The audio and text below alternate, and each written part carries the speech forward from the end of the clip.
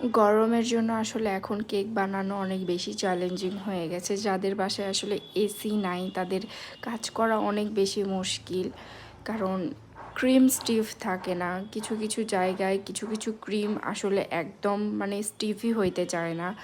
যেগুলো একটু ভালো ব্র্যান্ডের ভালো মানের ক্রিম, এইগুলা ছাড়া যেগুলো নর্মাল মানে 200-250 টাকা দিয়ে পাওয়া যায়, এইগুলো আর আসলে ক্রিমে ভালো একটা টেক্সচার আসেই না, বা একটু ফ্রিজে রাখলে গলে যায়, এরকম টাইপের হয়ে গেছে এখন। আর যে গরম, এই গরমে আমার কাছে মনে হয় একটু ভালো ব্র্যান্ডের কিছু দিয়ে কাজ করাটাই বেশি বেটার, গরমেই হোক আর শীতেই হোক। কারণ মানুষের কাছ থেকে আসলে যখন পেমেন্টটা নেওয়া হয় তখন কিন্তু ঠিকই নেওয়া হয়, সেই ক্ষেত্রে আসলে ভালো জিনিস দেওয়াটা বেশি বেশি ভালো।